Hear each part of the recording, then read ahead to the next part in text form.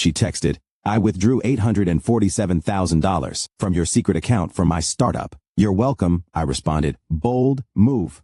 That account was a FBI honeypot I'd been cooperating with to catch embezzlers when 6 federal agents kicked down her office door during her first board meeting. Original post. I-52 Mail got the text at 11:23 a.m. on a Thursday while sitting in my accountant's office. My business partner of 8 years, Melissa 48, had just committed what might be the dumbest crime in corporate history. The message read, Derek, found your offshore account. Nice try hiding it during our restructuring talks. Withdrew the full $847,000 for my new venture. Consider it my exit package. You're welcome for not making this messy. My accountant Greg saw my face change. Everything okay? I actually laughed. Melissa just stole 800 grand. What? From the account the FBI set up to catch whoever's been skimming from our government contracts. Greg's coffee mug stopped halfway to his mouth.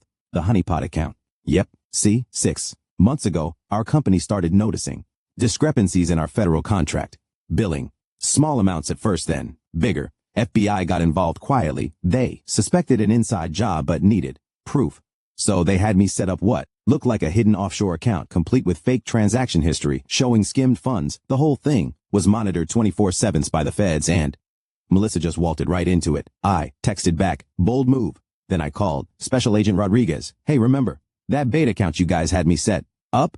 Yeah, someone just took the whole thing. Silence. Then someone took $800,000 from a federal monitoring account. My business partner, she texted me about it, bragging. She texted you about stealing from what she thinks is your illegal account. Screenshot already sent to your email. Jesus Christ, will handle this. Do not contact her again. Do not warn her. Wouldn't dream of it. The beauty of this?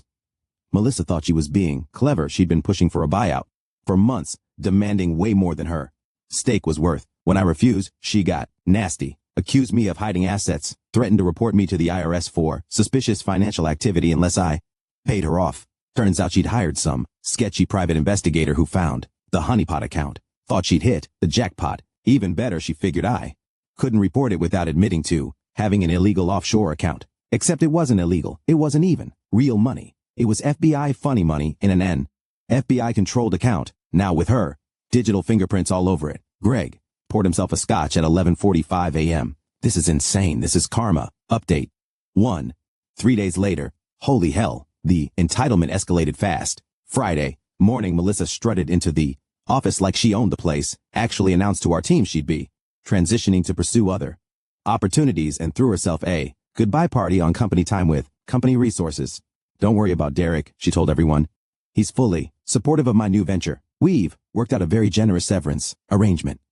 She ordered $500 worth of catering, hired a photographer, even had the balls to take her office furniture, claiming I'd agreed to let her have it. I just smiled and nodded. Didn't say a word. The FBI had specifically instructed me to act normal, let her dig deeper. But then she got cocky. Saturday, she sent out a mass email to all our clients from her company account, which it hadn't disabled yet, per FBI request.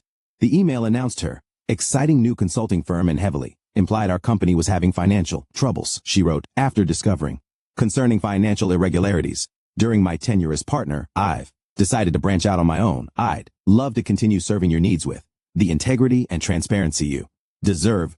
She was trying to poach clients while suggesting I was crooked. The irony was incredible. Then came the social media posts, LinkedIn, Facebook, Instagram, pictures of her at a Mercedes dealership. Sometimes you have to bet on yourself.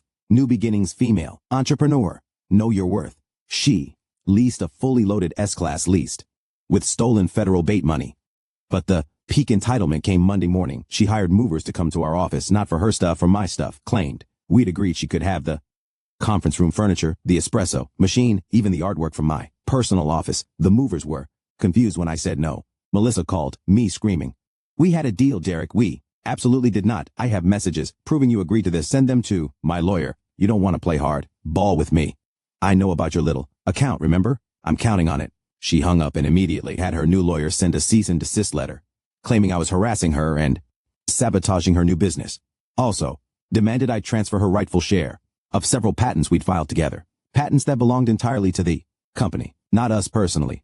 The lawyer's letter also mentioned she'd be filing a whistleblower complaint about my offshore tax evasion if I didn't comply within 48 hours. Perfect. She was literally creating evidence of extortion. For the FBI. Rodriguez called me that afternoon. She's using the stolen funds. We're tracking every penny. Did she really just try to take your office? Furniture with movers and everything? This is the dumbest criminal I've ever surveilled. She's posting her crimes on Instagram. When are you moving? Her first board meeting, she sent us an invitation through LinkedIn. Thursday, 6 p.m. She tagged the location and everything.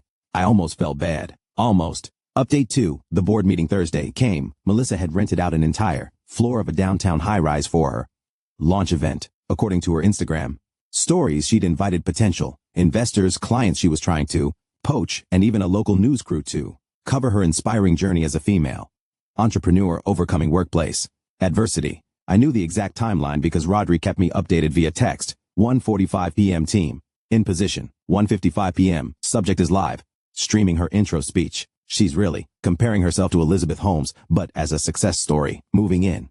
I wasn't there, but I've now seen the footage from multiple angles thanks to her own live stream and the news crew she invited. She was mid-PowerPoint, explaining her revolutionary consulting methodology, literally just our company's existing processes with different names when they came in. Not quietly, not discreetly. 6 federal agents in full FBI windbreakers. The live stream caught everything. Melissa Hartley, FBI, you're under arrest for wire fraud, theft of government property in violation of the Federal Computer Fraud and Abuse Act. The best part? She tried to run in heels on marble floors. She made it about 10 feet before slipping and taking down her entire presentation board. As they cuffed her, she screamed. And this is, word for word from the news footage, this is a setup. Derek Martinez is the real criminal. Check his offshore accounts. He's framing me. One of the agents actually responded, ma'am, the account you stole from is the evidence. The live stream cut off, but apparently she fainted right there in front of her potential investors, the news crew, and the clients she was trying to poach. The news ran at it that night. Local businesswoman arrested at launch event for theft of federal funds. They even included a clip of her LinkedIn post about betting on yourself. But she still wasn't done. From jail, she had her sister Emma call me. Emma 45F was just as entitled but thought she was smarter. Derek, this is obviously a misunderstanding. Melissa was clearly confused about the nature of that account. She texted me saying she stole it. She was joking. You know her sense of humor. The FBI doesn't think it's funny. Look, we both know you set her up. That's entrapment. No, entrapment would be if I told her to steal it. She found it, decided to steal it, and bragged about it. That's just crime. She'll sue you for everything. With what? Money? The FBI froze all her assets. Emma hung up on me. 20 minutes later, I got an email from her husband, Tony, offering to mediate the situation for a finder fee of $50,000. I forwarded that to Rodriguez too. Update 3, the aftermath. It's been 3 weeks since the arrest. The entitlement hasn't stopped. It's actually gotten worse. First, Melissa's lawyer, a public defender now since her paid attorney, dropped her when the checks bounced. Tried to argue this was a domestic dispute between business partners. The prosecutor shut that down by pointing out that stealing federal bait money is, shockingly, a federal crime. Then Melissa started calling me from jail. Collect calls, the audacity. I declined everyone, but she left voicemails through the system. Derek, please. I was just trying to get what I deserved. You owe me for 8 years of building that company. I'll tell them it was all a misunderstanding if you drop the charges. Lady, the FBI brought the charges. I'm just a witness.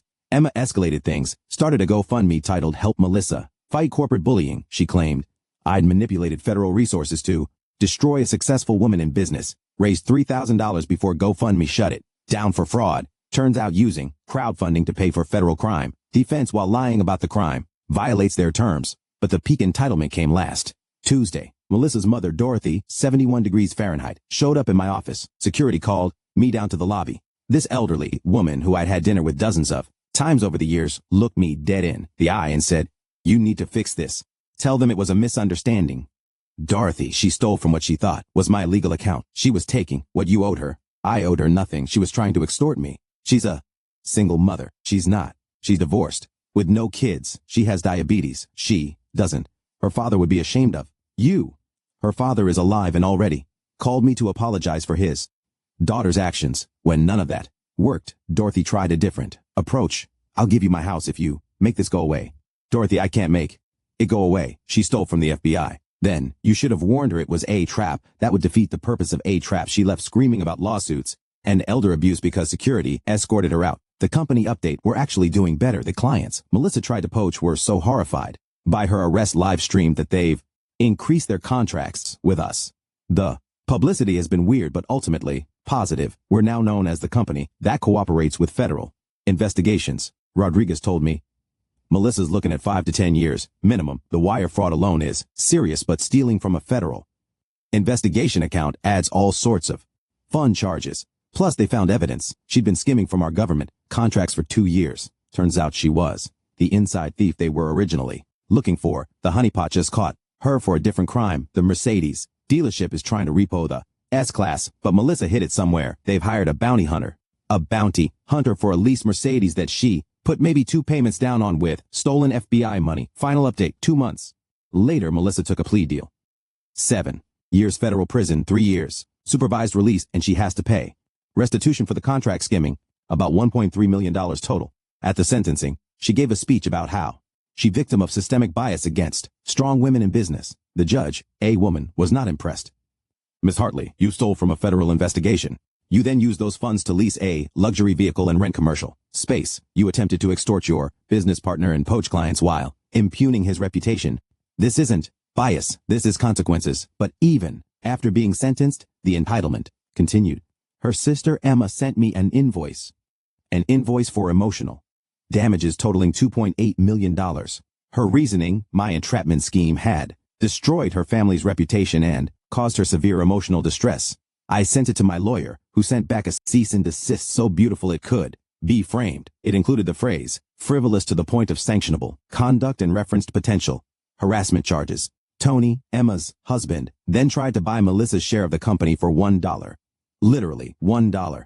His argument was that since she was a convicted felon, her shares were worthless anyway, and he was doing me a favor by taking them off my hands. My lawyer explained that Melissa's shares would be liquidated to pay her restitution at fair market value, which was about $400,000. Tony threatened to report me to the Better Business Bureau. The Triple B were not selling him shares that weren't mine to sell that were worth $400 for $1.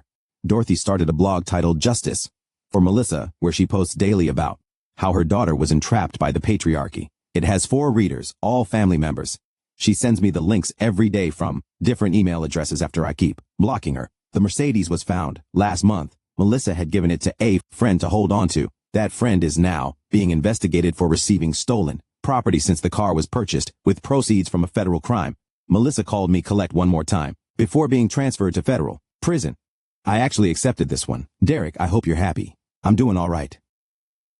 I made one mistake, and you ruined my life. You stole $847,000 and tried to destroy my business. It was your money from your illegal account. It was the FBI's money in the FBI's account. You should have told me. That would have defeated the purpose. I'm going to sue you when I get out. Good luck with that. She started crying then. Not sad tears, angry tears. You were supposed to just pay me off. That's how these things work. You had an illegal account. I found it. You pay me to keep quiet. That's the deal. There was no deal. There was just you committing multiple federal crimes. I hate you. Noted. She hung up. The company's thriving now. We got 3 new government contracts after the news coverage. Turns out the feds really like working with companies that actively help catch embezzlers. I promoted Melissa's assistant Naomi to partner. She's brilliant, ethical, and her first question was, can I see the FBI appreciation letter to frame it? Rodriguez sent me a bottle of scotch after the sentencing with a note. Thanks for the easiest conviction of my career. The best part, Melissa's mugshot became a meme in our industry. Someone photoshopped it with the caption, when you steal from the FBI's account, thinking it's your partner's secret stash, and it went viral on LinkedIn. Her Instagram is still up. The last post is her at the Mercedes dealership. The comments are brutal. My favorite, bet on yourself. And by yourself, we mean federal prison. Dorothy still blogging. Emma's still sending invoices up to 320 cents. $1 million now. Tony started a YouTube channel about fighting corporate corruption that has 12 subscribers, all bots. Melissa's got 6 years and 8 months left. The FBI kept the entire $847,000 as evidence. The Mercedes got repoed. The office space she rented is being sued for breach of contract. The client she tried to poach won't touch her name with a 1050 pole. And me, I'm typing this from my office. The one she tried to steal the furniture from, sipping coffee from the machine she attempted to take. Looking at the artwork she claimed was agreed upon as hers. Sometimes karma doesn't need any help.